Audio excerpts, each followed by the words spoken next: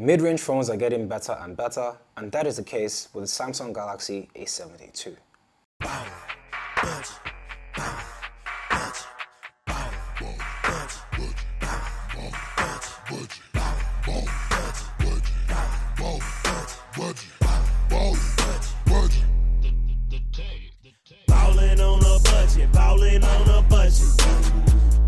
Hey guys, my name is KJOS and this right here is the Samsung Galaxy A72, Samsung's new line of mid-range devices for 2021, and I have been using this for over a week as my daily driver.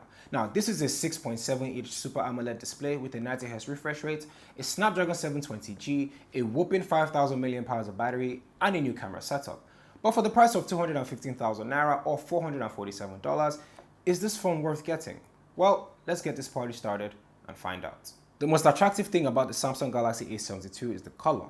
Mine is this sweet purple-violet color that makes the phone stand out.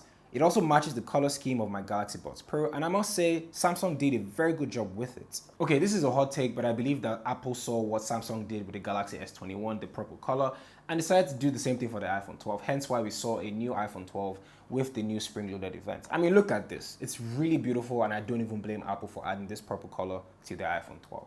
But the A72 is like a frosted back, kind of like a matte finish, and I believe that this is how all smartphones or all mid-range smartphones should be made going forward. The camera bump is done pretty well design-wise, and it's close to the S21 in terms of its placement, but it's not at the edge of the phone, so I guess Samsung wanted there to be a clear difference between both phones because a casual user might mistake this for the January flagship. It's a quad camera setup with a standard wide-angle lens, telephoto, ultra-wide, and a macro camera that nobody is going to use, but we'll talk about that later. Though the phone has good stereo speakers that surprised me, and listening to music was very satisfying. I might even say it's better than the speakers on the Pixel 5. It also has the ever-loving headphone jack if you are still team wired earphones over Bluetooth ones. Charging wise, it comes with a 15-watt USB-C charger and also supports 25-watt chargers, but you need to spend a few extra dollars to get it. It takes about 2 hours to charge to 100%, so it's pretty standard for most smartphones that are out there. On the side, the volume button and the power button are placed properly, all on the right side of the phone. You will most likely trigger Bixby by trying to turn on or turn off your phone, so you can remap it for long presses and also for app shortcuts. I set mine to always open the camera when I double tap it. Samsung still makes the best displays on any smartphone, either flagship or mid-range. The A72 has a 6.7 Super AMOLED 1080p Full HD screen with peak brightness reaching 800 nits. This has better peak brightness than the Pixel 5 and the Galaxy S20 Final Edition. I certainly did not have any issues using my phone outside during the day, and I find consuming content on the A72 pretty satisfying with its large display and vibrant colors. It's pretty hard reaching all four corners of the phone due to the height of the display, and that can become a bit annoying, so if you have small hands, you might want to turn on one-handed mode in the settings, as this makes the phone a bit easier to use. The 4G version of the A72 has a 90Hz refresh rate, while the 5G will have 120Hz. Now, I don't know if it's just me, but I found the 90Hz on this a bit disappointing, actually. I compared this with the Pixel 5 and I found out that the Pixel 5 gave me a smoother experience, and that may be due to the processor, but I just didn't like the way the 90Hz felt on this phone. The front-facing camera is in the middle, and that has become a standard for most and new Samsung devices that are coming out. It's not distracting whatsoever, and I think we've become accustomed to it. It has the under-display fingerprint scanner for unlocking your phone, and I think that this is the best way to unlock your phone if we're being very honest. It just makes installing and using the phone with a screen protector a lot more stressful. It's not the fastest fingerprint scanner in the world. It takes about 2 to 3 seconds to unlock your phone, and sometimes due to moisture, it won't even recognize your finger, so you might need to take a few attempts. So how's the performance on the Samsung Galaxy A72? Well, it's pretty okay and it's what you expect from a mid-range device. I think I'm going to give it like a 7/10. It gives a few lags and stutters every now and then when I want to open an app, or when I want to reopen an app I opened say an hour or 2 hours ago. It might deter your experience because it's very noticeable, and to some it's an annoying feature. Spec-wise, it's the Snapdragon 720G, a slight upgrade from the A71 from 2 years ago. There are two variants of storage and RAM. The first is 6 gigs of RAM with 128 gigs of storage, and the other is 8 gigs with 256 gigs of storage. And of course, the latter is more expensive, and overall is pretty satisfactory if you can ignore the occasional lags and unresponsive touches every now and then.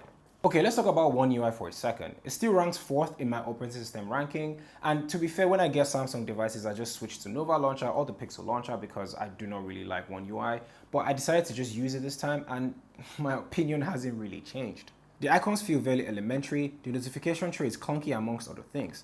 Now don't get me wrong, it's pretty clean, it's fast and quite functional, but imagine this, Samsung's very good hardware paired with stock Android. And that is the ultimate dream, an ultimate dream we are probably never going to see.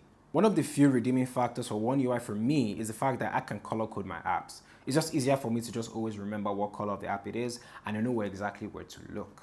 The battery life on the Samsung Galaxy A72 is a whopping 5,000 mAh of battery, and Samsung also says it's a 2-day battery, which they are not so far off. For someone like me that has 8 to 10 hours of screen on time on a daily basis, I return home or end my nights with about 20% to 25% when I want to sleep, and that is about 11 to 12 a.m. Now, for casual users, they can definitely get 2 days of battery easily without any issues. But for me, I have not killed this so far, and actually I'm very impressed with what I have or what I used so far. The camera on the A72 is a quad setup. It has a 64 megapixel wide angle lens, an 8 megapixel telephoto, a 12 megapixel ultra wide, and a 5 megapixel macro lens.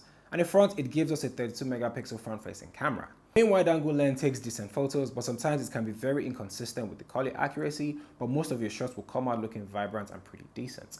As always, the ultra wide is a fun to have addition, and on the A72, it gives off a weird angle sometimes, kind of like a fish-eye type lens, and the pictures come out a bit darker than usual. The telephoto lens has a 3x zoom if you're into that kind of thing. It's not really my cup of tea, as most zoomed in pictures tend to lose quality.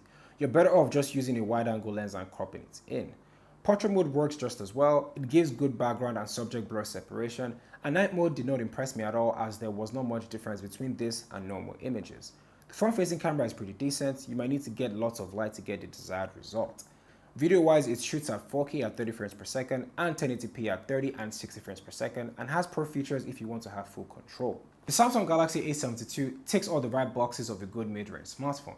But the question is, can I recommend this phone to you guys? And the answer is no, I can't. And it's not like the phone is bad or anything, but Samsung also released this Galaxy A52, which is better value for money than this, and that goes for about $329. But if you're going to get that, you're going to miss out on a few things like a bigger battery, a bigger screen, and a 3x zoom on the camera. But I don't think that is enough to spend more money on. But if you want those things though, the A72 is a great choice. And if you want to support the channel, there's an affiliate link in the description if you want to buy the phone, so check it out. So what do you guys think? Is the A72 worth getting, or are there better alternatives like the A52? Comment below and let me know. And guys, if you like this video, click that like button and also subscribe to the channel, as this helps me go a long way, as I am almost on 3,000 subs. Thank you guys for watching. My name is KJOS, and I will catch you in the next one where we talk all things tech. Ballin' on a budget, ballin' on a budget. Ballin' on a budget, ballin' on a budget. Ballin' on a budget, ballin' on a budget. I got no money in my pocket, so I'm ballin' on a budget. I'm so broke. Not much I can say about that. I ain't got no money.